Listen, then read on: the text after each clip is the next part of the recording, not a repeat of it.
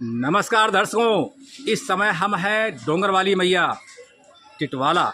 कहते हैं भगवा रंग की शक्ति और ऊपर से खिचड़ी महोत्सव बहुत ही दिव्य आयोजन है। और इस दिव्य आयोजन की सबसे बड़ी भूमिका रहती है त्रिमूर्ति परिवार की। यही भक्ति में शक्ति है और शक्ति भगवा रूप में निखरती है। बहुत ही सुंदर और भव्य आयोजन है यहाँ पर चल रहा है खिचड़ी महोत्सव का। मानस का पाठ है 24 घंटे का। और हमारे साथ आज एक ऐसा टैलेंट जुड़ गया है जिसका मानस भागवत और ऐसा टैलेंट जिसकी कोई लिमिट ही नहीं है। उम्र 10 साल लेकिन टैलेंट अद्भुत और अप्रतिम। पहले जानेंगे आपका शुभ नाम एक संक्षिप्त परिचय के साथ। मेरा नाम माधव पांडे है और मैं मीरठ मुंबई से हूँ और मैं बिहार का भी रहने वाला हूँ। अच्छा, तो क्या सुनाने वाले आप हैं? आज का विषय है श्री कृष्ण का संदेश और गीता का ज्ञान। गीता का ज्ञान। भगवान श्री कृष्ण मैया यशोदा गीता का ज्ञान। जब भगवान श्री कृष्ण कौरवों के पास गए तो उन्होंने कौरवों से कहा कि जब आधा राज्य नहीं दे सकते तो केवल 5 ग्राम ही पांडवों को दे दीजिए। तो दे दो केवल 5 ग्राम, रख लो अपनी धरती तमाम।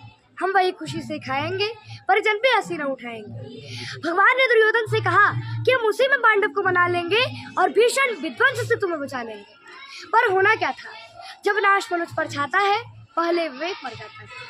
दुर्योधन ने भगवान को बहुत अपमानित किया और बोला कि अरे जाग वाले, अपने पांडवों के पास जाकर के कहना कि मैं बिना युद्ध के एक सुई की नोक तक की जगह नहीं दे सकता। तब भगवान श्री कृष्ण पांडवों के पास गए और उन्होंने पांडवों से कहा कि अब तुम्हारे लिए केवल युद्ध ही शेष रह गया है पार्थ, अब युद्ध की तैयारी करो। अब यहाँ से पंक्तियां शुरू होती। दोनों तरफ से सेनाओं की कतार लगी हुई है और कौरव पक्ष सभी उधर खड़े। अब आप सबों का स्नेह, आशीर्वाद और दुलार हमें मिले। अब मैं पंक्तियां शुरू करता हूँ। अब यहाँ हस्तिनापुर के अंधे राजा धृतराष्ट्र ने संजय से पूछा कि हे संजय, धर्म क्षेत्रे कुरुक्षेत्रे संवेतायुत्सवः मामका पांडवश्चैव किं कुर्वत् संजयः। अर्थात संवेतायुत्सव धर्म क्षेत्रे कुरुक्षेत्रे, अर्थात हे संजय, समान रूप से युद्ध की इच्छा रखने वाले धर्म भूमि के कुरुक्षेत्र में मामका पांडवश्चैव, मेरे पुत्रों ने और पांडवों के पुत्रों ने किम कुर्वत यानी क्या क्या किया। The blind king of Hastinapur Dhritarashtra said Sanjay, oh Sanjay, gathered of the mind of Kurukshetra, what did my sons and sons of Pandavas do?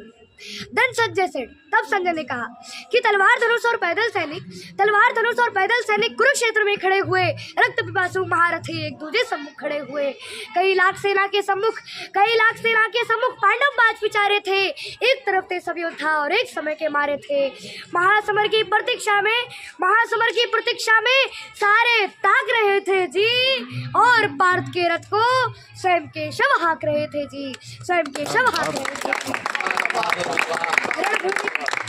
रणभूमि के सभी नजारे देखने में कुछ खास लगे। माधव ने अर्जुन को देखा, अर्जुन मुझे उदास लगे।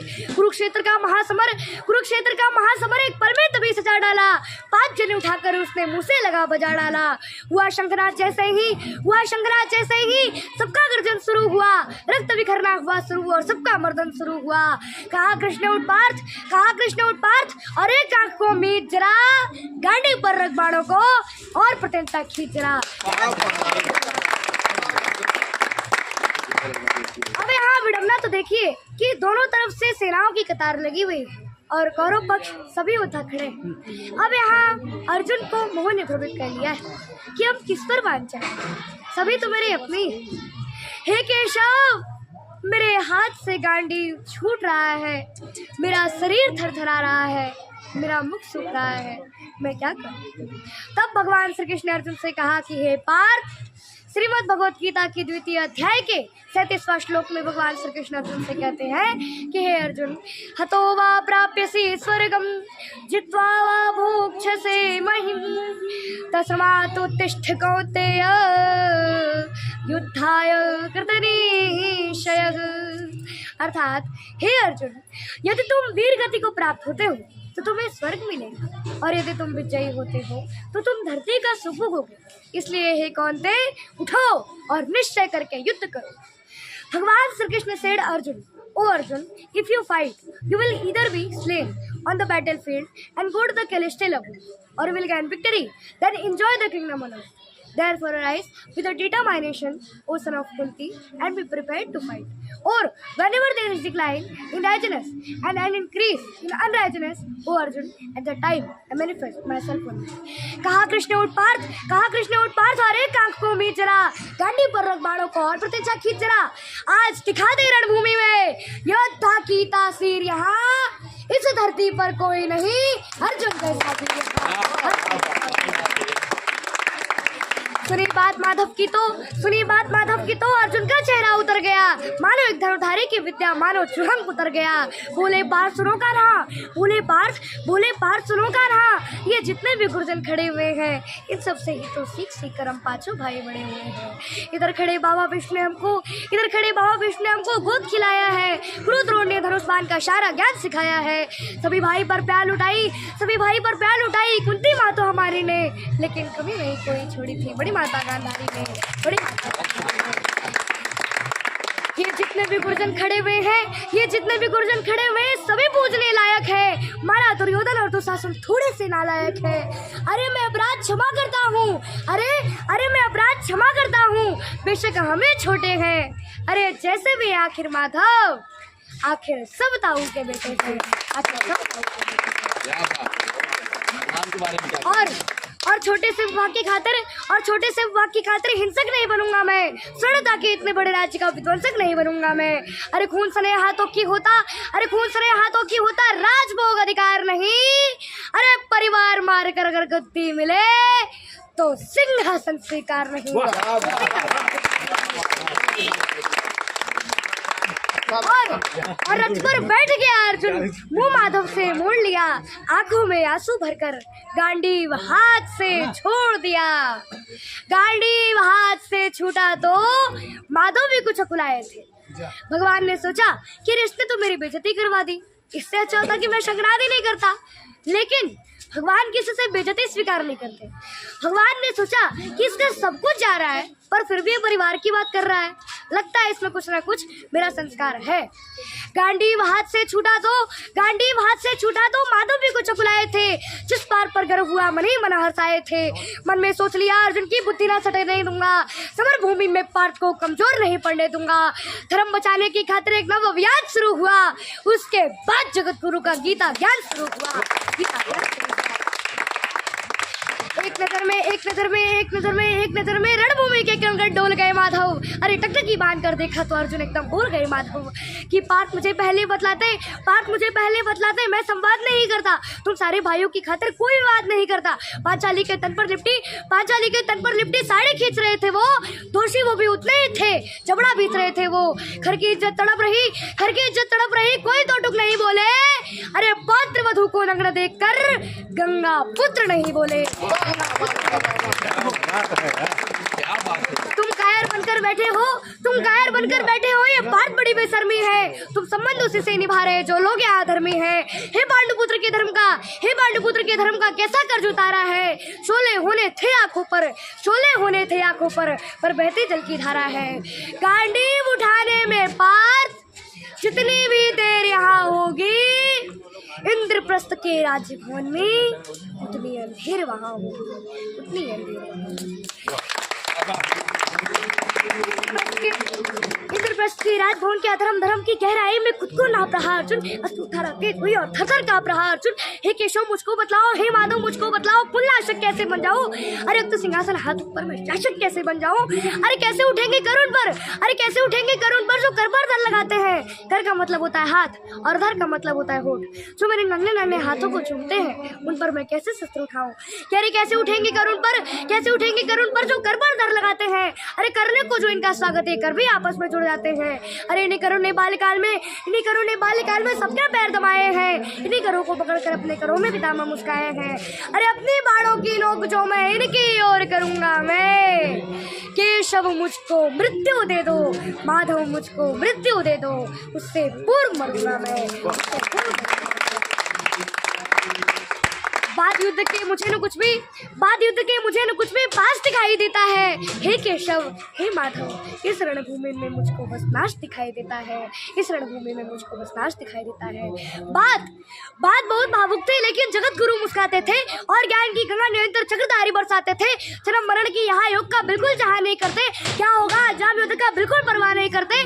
मानव वश में शेष नहीं, कुछ किए भी मानव डरता है, वह मरकर भी जो अमर हुआ, जो धर्म की खातिर मरता है।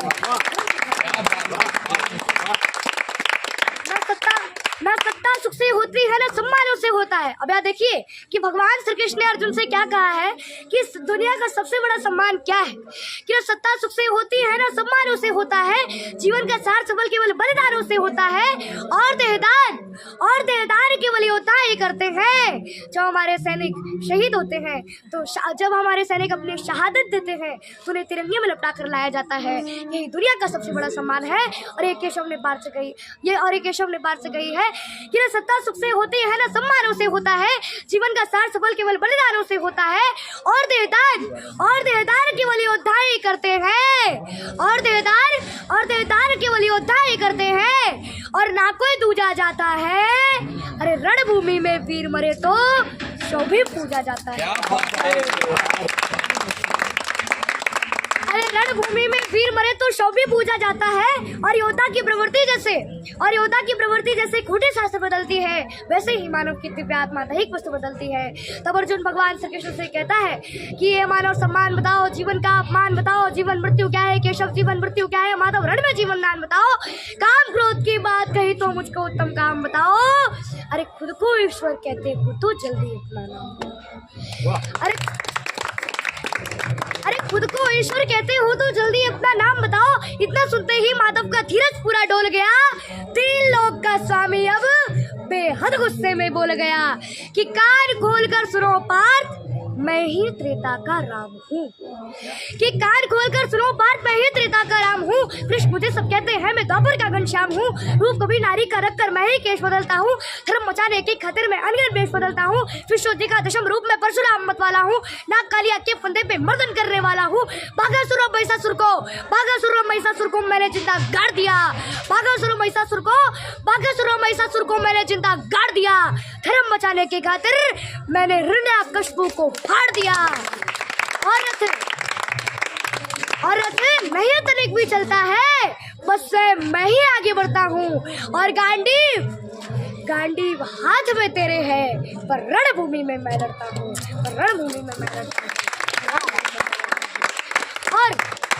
और जैसे ही मेरे माधव का थोड़ा सा करवड़ा हुआ, सहसा था, अर्जुन एकदम रथ से खड़ा हुआ।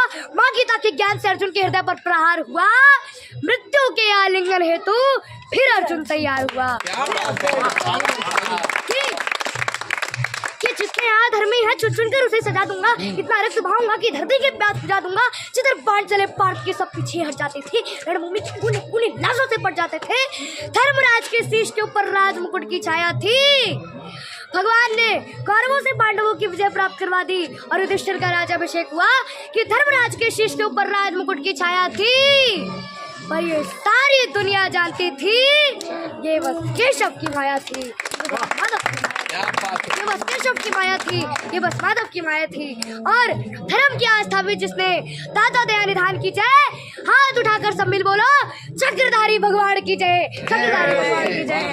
एक बार बोले चक्रधारी भगवान की जय। दर्शकों देख सकते हैं, कहते हैं टैलेंट एक ऐसी विधा जिसे हम और आप कहीं भी रहे निखर ही जाता है।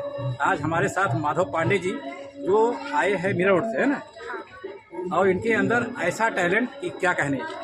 इनके टैलेंट को हम करते हैं नमन, और बहुत आगे बढ़िए। और बहुत ही अच्छी तरीके से आपने कुरुक्षेत्र का पूरा A to Z गीता का उपदेश 15 मिनट में सुना दिए।